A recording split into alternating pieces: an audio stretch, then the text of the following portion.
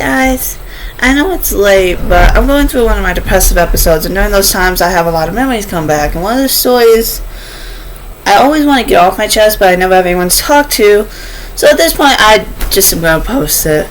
But what happened is when I was 12, up until I was 16, I would physically leave my home. And at that time, I lived in Michigan, and there during winter, it is cold. I had one day when I was 7 that we went to school in negative 15 weather. But I still had to wait for the bus and still go to school that day. But what happened is when I was 12 and I was just ending middle school and just about to start high school, I had actually gained this weird habit for 4 years. For years, actually. And it was all the way up until I moved, because I moved when I was 16. And the reason why it sounds weird the way I say it is because I was born in September, near the end of September. So my birthday always fell during the school year. So I would be one age when I started school. By the time I finish, I'm another year older because my birthday happened during the school year. So it's hard, so that kind of makes it more difficult. But I was 12 all the way up till I was 16. During that time, at 1 a.m., because what would happen is I would come home from school because I was so mentally drained, I would just pass out all afternoon. So I would sleep till about midnight, and then I'd get up, eat something. I'd watch some Adult Swim, because at that time, the Death Note, and God, I wish they'd bring back Adult Swim. I really do, because that was perfect. If you were up late and you were watching those and you really couldn't sleep, they did draw you in to keep you awake, and they actually made it to where you're physically going to be thinking. Because the animes were so complicated, you had to think at that time. But what it is that as I was walking, is that at 1 a.m., for some reason, I don't know why, but I had this strange impulse. I had to leave my home, and I had to go walk around my high school. Now, my high school, I lived right behind it at the time. So I could easily walk there. I walked to school every day because I was directly behind my high school. It means if I left early, I was walking right behind my, right home. And it was easy. Because, trust me, when I was 18, and the fact that I turned 18 at the end of the year, it makes more sense if I explain what happened when I moved, but that's not this story. If you guys want to hear it, let me know. But what happened is that from 1 until 4 a.m., in the middle of the night, it did not matter if it was spring, summer, winter, I didn't personally care. I would get up into my nightgowns, which at that time I had a plain white nightgown that showed everything, and I would just walk around my high school.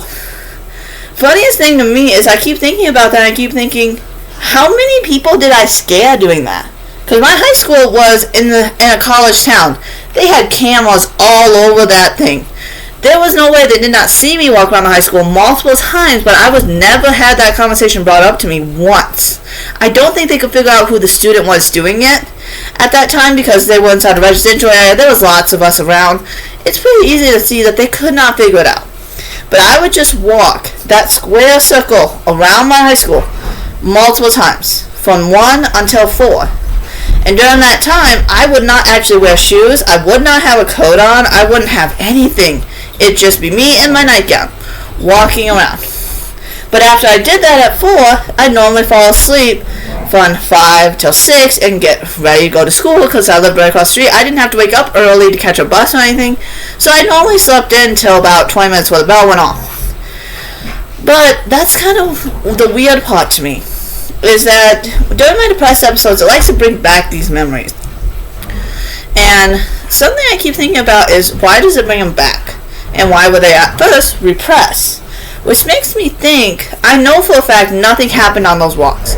Other than I can tell you there's a few times I had a few cars follow me. Never once was I touched, I was never kidnapped, nothing. I know that for a fact. But it's just something in the back of my head made me do that. And I've never known why. But I have a feeling it's connected to a different story. And that story is when I was 5, I was sleeping in my own room. I had the window open. Now, no one in my family remembers this or even knows it's there because they don't want to acknowledge it. But it physically affected me to the point I can never forget it.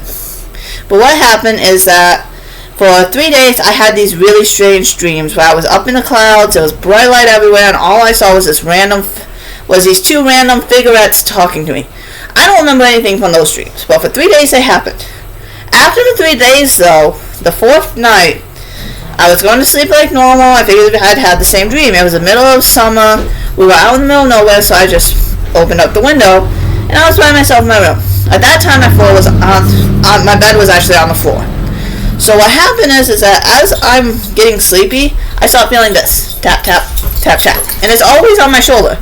And I sleep on my side with my back to the wall, so it was always on this shoulder, and I just felt it tap, tap, tap, tap. So for multiple times, this happened 3 times. I kept doing this. I just thought maybe it was a spider or something that got in the room, was hitting me, or maybe something was following. But I'll never forget when I looked back. I don't know what it was. I will never claim to know what it was because it has not ever showed up since that day. But what happened is that the minute I looked back, all I saw was white sharp teeth and blood red eyes and a black shape in my bed. I have never known what it is. I ran out of my room screaming, and for months after that, I couldn't even sleep in my own room. I don't think I slept in that room in that house until we actually moved out of it years and years later. I physically would sleep outside the living room because I just could not get comfortable in that room. I did not even feel safe playing in there as a kid. I would always say, I need to be out here. And something in me says that those 2 events are connected. That somewhere during it, because when I would walk was close to the same time I can remember specifically, I went to bed really late because my parents had no rules growing up. They basically told us, do whatever you want. The only thing they asked is that, 1, if we're going to go out drinking and driving, if we're going to go out drinking, partying, anything, call them. Let them know to come pick us up so we are not caught with a drink and driving charge, or we are not putting anyone else's lives at risk. And 2, if there's anything going on in the house, let them know. Like if I brought some friends over and we wanted to drink, and we were only 16, my mom just asked me, let her know, so if anything bad happens, she can make sure the right people are called to protect us. Which, to be honest, I didn't have friends growing up, so I really never got that problem. My brother, he's different, and that's his side. I'm not going to say him. But for some reason, I feel like those 2 stories are connected. Because at that time, I lived in Michigan. One house was out in the middle of nowhere. One was right behind a high school. My parents were fighting, and my dad was really abusive and almost choked my mom out. The other one, it was just me and my mom and my brother inside of a townhouse right behind the high school. So as I think about it more, because right now, with my past episode, it's making me feel really sad, really upset.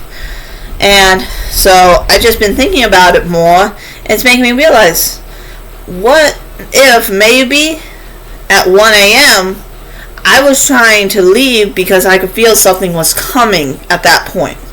So I was trying to hide so it couldn't find me. But I don't know, because after 16, I didn't do it anymore. And that's because we actually moved. I moved from Michigan to Indiana, which honestly I think this is funny, and I know I'm getting off topic here, but it's funny to me because in Michigan, for high school, you take all of your hard classes first, so that your last 2 years are completely choices. So you can figure out what career you want, which I think honestly makes more sense, because if you get all of the hard math, hard English, hard everything out of the way for your first 2 years, that means the last 2 years you can actually have fun choosing what subjects you want and actually have fun with the school.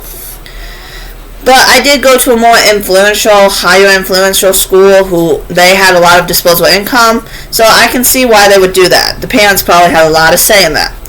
But when I moved to Evansville, I went to a more poor income school because at that time, it was just me and my mom. We were moving to a whole new state, and we didn't bring a lot. We physically packed up the cars, because at that time we had a car my brother had and a car that we had. We physically packed them up with whatever we could fit, and we left behind a lot. I mean, I don't know what the people who owned that house did with it after we left, but there was like a huge glass table for over $2,000, a huge seat, a huge couch, all this stuff that we had that we did not take because we just did not want to deal with any of it. We just wanted to go. So what happened is that when I came to Indiana, they actually had to have me repeat one class. But my last 2 years were still free because in Indiana they make your first 2 years of high school, which is your beginning, which is just freshman and sophomore year, open choice. You choose every class. But your last 2 years are all of your hard classes, which I think honestly makes it harder. Because, I mean, yes, you're going to be more of a fool in the first 2 years, but if you do those first, then you already have them out of the way. You can concentrate on what you want to be after school, or what college, things like that. And so, that's kind of why I think it's actually better the way Michigan did it than Indiana, but that may just be that one school that decided to do it that way. So if you guys went to a different school in Indiana and you know something different, let me know. But to get back on topic, after we moved to Indiana, I never once saw it again. I've never seen it again. I don't know. I've never had the impulse to go walking out at night. Well, I still do, because I will always love moonlit walks. They're so pretty. And I love being able to take my dogs out to let them actually walk when there's less people out. So, you want to know what? They can go crazy. They can do whatever they want. And they're happy. But I don't ever feel the need to, though. It's like, I can't explain it, but at that point, I felt the need that I had to do this walk every night. And I'm not joking. All from 12 to 16, I walked every single night from 1 to 4 a.m. And I have never forgotten that. But also, I just don't know why I did it. Which is why I'm wondering if maybe you guys have any idea of why I could have been compelled to go out of my way to do this every night. But it was good talking to you guys. See you later.